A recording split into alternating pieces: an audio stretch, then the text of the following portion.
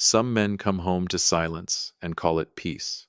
I came home 11 hours early from a business trip and found my grandson sitting alone in the dark at the top of the basement stairs, still in his school clothes, too afraid to come down. I've negotiated union contracts for 38 years. I know how to read a room. I didn't read my own house. Let me back up. My name is Walter Briggs. I'm 63 years old. I spent most of my career as a labor relations director for a freight and logistics company out of Columbus, Ohio, which is a polite way of saying I spent my life in rooms where two sides hated each other and somebody had to find the sentence that let both of them walk out standing. I'm good at it. 38 years of contract disputes, grievance hearings, and men twice my size trying to stare me down across a table. I don't rattle easy. Funny thing about a skill like that, you start thinking it travels home with you. It doesn't. Welcome to the channel. If you're new here, settle in, because this one's going to take a minute, and I promise you it's worth the ride. Drop where you're listening from in the comments. I read every one. My wife Carol passed 6 years ago. Cancer, slow, and then all at once, the way it usually goes. We'd been married 31 years. After she was gone, the house on Larkspur Lane got very quiet, and I filled that quiet the only way that made sense to me, which was my daughter Denise and my grandson Milo. Denise had her own troubles, a divorce that went the way divorces go, when one party wants a clean break and the other wants a scorecard, and when it got to be too much, too many nights, working doubles at the hospital with nobody to watch a 7-year-old, I told her to bring Milo to me. I had the room. I had the time. I'd retired from the union work, but I still consulted 3 days a week, remote mostly, the occasional flight out for arbitration. I thought I was doing something right. I thought I had earned a second chance at getting the fatherhood part correct, the part I'd been too busy for the first time around with Denise, back when the union kept me on the road 200 nights a year. Milo moved in with me in September. He was quiet at first, the way kids are quiet when they're doing math on what just happened to their life. But by November he was leaving Matchbox cars under my recliner and asking me to explain, in detail, why gravity worked, and I was answering him like it mattered, because it did. I hired a woman named Patricia Odom to help around the house and watch him on the days I traveled for arbitration work. She came recommended by my next-door neighbor, whose own mother she'd cared for until the woman passed. Good references. Clean background check. Because at 63 you don't skip that step. Not with your grandson in the house. Patricia was maybe 50, soft-spoken, capable-looking, the kind of woman who shows up early and leaves the kitchen cleaner than she found it. Milo liked her fine in the beginning, called her Miss Pat. I thought I'd done my due diligence. I told myself a lot of things that fall, mostly variations on the theme that I had finally gotten something exactly right. Here's what 38 years of grievance hearings teaches you about people who are lying. They don't announce it. Nobody sits across from you at a bargaining table and tells you flat out they're going to walk back on the deal. The tell is always in the small stuff, the meeting that gets rescheduled twice for no real reason, the report that's a little too clean, too tidy, no rough edges anywhere, which is its own kind of red flag if you've read enough real ones. My surface at home looked immaculate. Patricia sent me photos of Milo doing his homework at the kitchen table.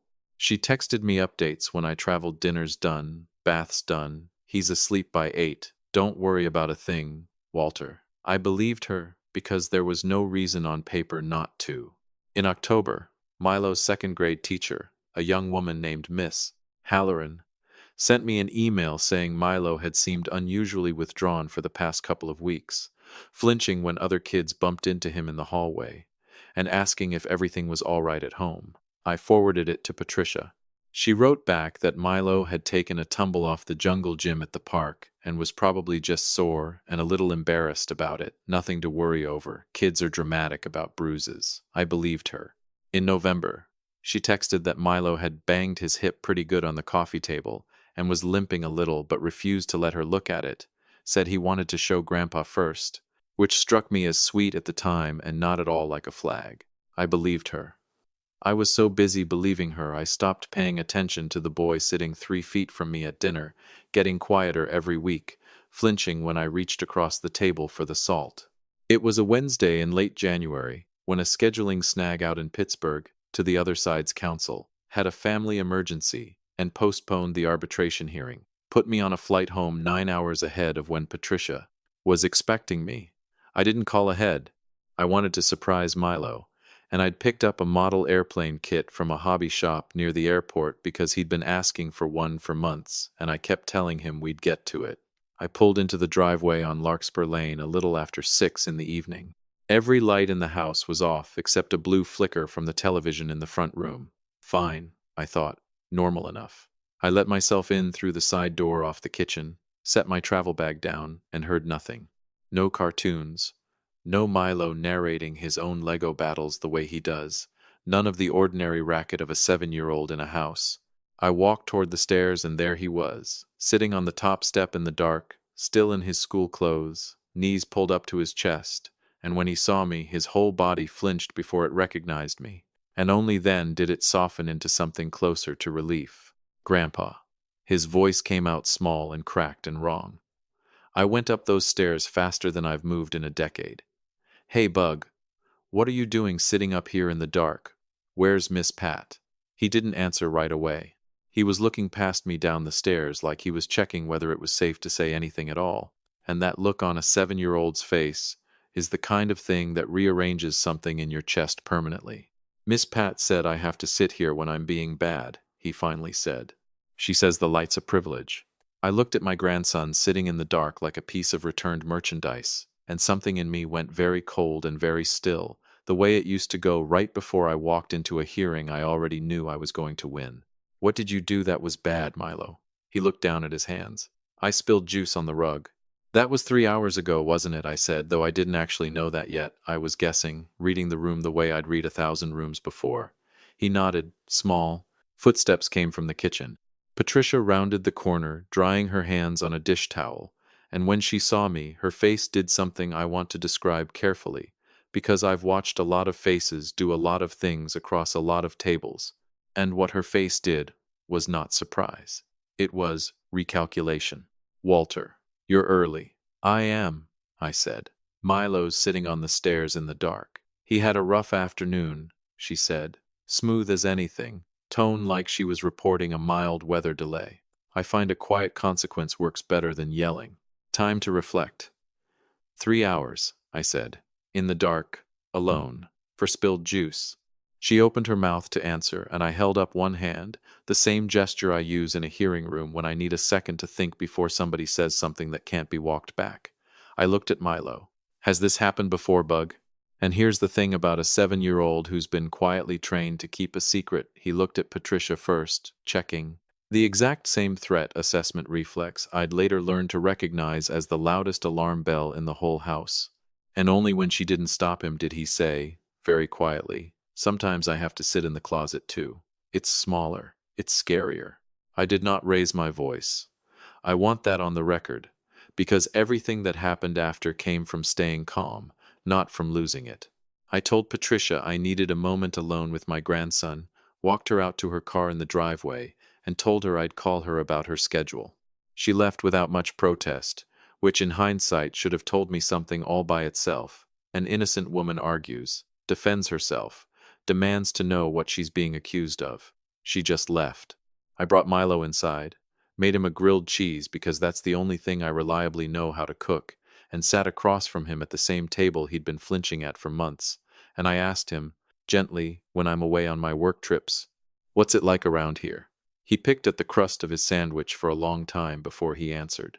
"Sometimes Miss Pat gets really mad and I don't know why," he said. "She says I make her job hard. She says if I tell you, you won't believe me because grown-ups always believe other grown-ups. That last sentence is the one that's kept me up more nights than I care to admit, because a 7-year-old should not already understand adult credibility hierarchies. Somebody taught him that. Deliberately, I called Miss Halloran, the teacher, that same night, and asked her, point blank, whether she'd noticed anything specific, not just withdrawn, but specific. She went quiet on the phone in a way that told me she'd been waiting for somebody to finally ask the right question. She said she'd noticed Milo wincing when he sat down some mornings, and that in October she'd actually called it in as a wellness check to the county's child services line, spoken to a caseworker, been told a home visit had been scheduled, and had heard nothing back since, assumed it had been handled, assumed no news was good news. Nobody had told me any of that. Not a single word of it had made it to me. The only guardian in that house with legal custody, because on paper, in every form the school had on file, Patricia Odom was listed as the emergency contact and household aide, and apparently that had been enough for the county to talk to her instead of me. I sat in my kitchen at 11 o'clock that night with my grandson finally asleep upstairs in a bed I checked on every 20 minutes, and I did what I do best. I made a list. 38 years of contract work teaches you that you never confront a bad faith actor with anger, because anger gets you a shouting match, and a shouting match gets you nothing admissible. What gets you everything is documentation, dates, corroboration, a timeline so airtight the other side can't find a seam to squeeze through. I called Denise first, woke her up out of a night shift nap, told her what I'd found, and heard my daughter make a sound over the phone I will never forget as long as I live. She was on a red-eye home within 6 hours. The next morning I called Milo's pediatrician, Dr. Whitfield, a woman who'd known him since he was 2, and asked her to see him that day, no explanation beyond it being urgent. She examined him and found bruising on his ribs and upper thighs in various stages of healing. Some days old, some closer to 2 weeks. Consistent, she said carefully, choosing every word like she was diffusing something, with repeated blunt force incidents rather than a single fall. She was required by law to report it, and she did, that afternoon, directly, which put a second official record into the county system that had nothing to do with whatever chain of custody Patricia's paperwork had established. Dr. Whitfield also told me something that made my stomach drop clean through the floor. This wasn't the first call. There'd been a note in the system from a nurse practitioner back in November, flagging a similar bruise pattern from an urgent care visit Milo had been taken to for a fall, a visit I had never once heard about, filed under an urgent care clinic across town that wasn't even the one we normally used. Patricia had taken him somewhere unfamiliar, paid out of pocket according to the note, and never mentioned it to me at all. I drove to that clinic myself that same afternoon and asked, calm as I could manage, whether they could confirm a visit under my grandson's name back in November. The woman at the desk, after checking with her supervisor, confirmed a visit, confirmed a cash payment, and confirmed the adult present had identified herself as the child's guardian, which she was not legally, not on any document that existed anywhere. I sat in my truck in that parking lot for a long time before I could make myself drive home. This is what a bad deal looks like from the inside, I thought. You get comfortable. You trust the paperwork, and by the time you go looking underneath it, you find out the whole arrangement was built on sand from the very first handshake. I called an attorney that evening, a man named Gordon Pruitt I'd worked with on a wrongful termination case a few years back, who did family law on the side and knew every family court judge in Franklin County by first name. I need an emergency custody protection filing, I told him, and I need a referral for whoever handles child endangerment cases fastest in this county. He asked how bad. I told him what Dr. Whitfield found, what Miss Halloran had reported back in October and never heard resolved, what the clinic confirmed, what my own grandson had told me at the kitchen table about the closet and the dark and grown-ups always believing other grown-ups. Gordon went quiet for a second, and then he said, "Get me everything you've got by tomorrow morning, Walter, and I'll have papers ready to file the same day." I spent that whole night the way I used to spend the night before a major arbitration hearing, laying every piece of paper out on the dining room table in order the teacher's October email and her account of the ignored wellness check, Dr. Whitfield's written findings, the urgent care confirmation, a handwritten timeline of every trip I'd taken since September cross-referenced against every incident Patricia had ever mentioned to me, every single one of them lining up, without exception, with a date I was out of town. She never touched him when I was home, not once. The pattern was so clean it would have impressed me in any other context. The caseworker, who came out the next morning, a steady, no-nonsense woman named Rhonda Steele, went through my folder page by page without saying much of anything, and when she finally looked up, she said, "Mr. Briggs, in 15 years I have rarely seen a case built this thoroughly this fast." I told her I spent my career making sure the other side couldn't wriggle out on a technicality, and I wasn't about to let a caretaker do it either. She told me that between Dr. Whitfield's report, the clinic's confirmation, Miss Halloran's original October flag that had apparently fallen through a crack somewhere in the county's intake system, and Milo's own statement, which she'd need to take carefully and on video with a trained interviewer. This had just become what she called a same-day priority matter. Judges in this county, she said, do not sit on documentation like this. Denise landed at 7 that morning, and I have never seen my daughter move the way she moved getting into that house, straight up the stairs to Milo's room, and the sound of the two of them together, her holding him finally letting go, and crying the way he apparently hadn't let himself cry in weeks, is a sound I will carry with me for the rest of whatever years I've got left. When I finally got to sit with him myself, later that afternoon, he was calmer, working through a bowl of the only cereal he likes, the one with the marshmallows Carol used to let him have on weekends only. And he looked at me carefully before he asked, "Is Miss Pat coming back?" "No, Bug," I said. "She is never coming back here again." He studied my face the way kids do when they're deciding whether an adult's promise is actually load-bearing, and whatever he found there was apparently enough, because he nodded and went back to fishing marshmallows out of his bowl one at a time, in an order that seemed to matter to him a great deal, and I did not ask him to explain it. Gordon filed the emergency protective order that same afternoon and had it in front of a family court judge by 4 o'clock. The judge signed off within the hour, barring Patricia Odom from any contact with Milo and flagging the file for a parallel criminal referral to the county prosecutor's office given the pediatrician's report and the corroborating clinic record. Rhonda Steele called me a little after 5 with news I'll admit I'd been waiting for since the moment I found my grandson on those stairs. She said, quite plainly, that officers were on their way to serve Patricia at her home, and did I have any idea whether she'd be there? I did. As it happened, because Patricia had a standing Thursday routine of her own every week, without exception, she took her lunch break at the same diner on Route 40 with 2 other women from the home health aid circle she ran with. The kind of women who traded client referrals over coffee and thought nothing of what got said about the families whose houses they worked in. It was Thursday. It was 1:40 in the afternoon. I told Rhonda where she'd be, and I told her that if there was any flexibility in the timing at all, I would consider it a personal favor if Patricia didn't get the courtesy of being picked up somewhere private. I wasn't there myself. I didn't need to be. But the diner's owner called my neighbor 2 days later, unprompted, just to make sure the story had gotten back to the right person, and told him that 2 sheriff's deputies had walked into that diner at 1:45 on a Thursday afternoon and asked for Patricia Odom by name, and the whole restaurant had gone still, the way a room does when everybody understands something serious is happening, and nobody wants to be caught staring. She'd tried, according to the owner, to laugh it off in front of her friends, tried the reasonable, composed voice that had apparently worked on a lot of trusting families before mine, telling the deputies there had clearly been some kind of misunderstanding.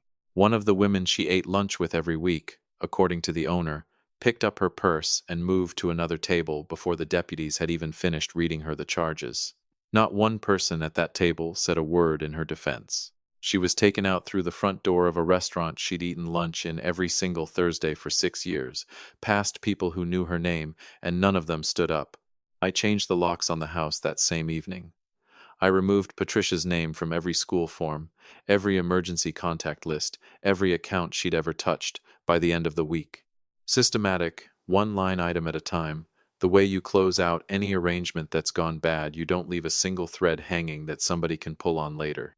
Denise decided to stay in Columbus for good this time, closer to home health work she could do locally instead of the exhausting hospital shifts 3 states over, and she and Milo moved into the house on Larkspur Lane with me, which is, if I'm honest, exactly what I should have set up from the very beginning instead of hiring a stranger to do a family's job.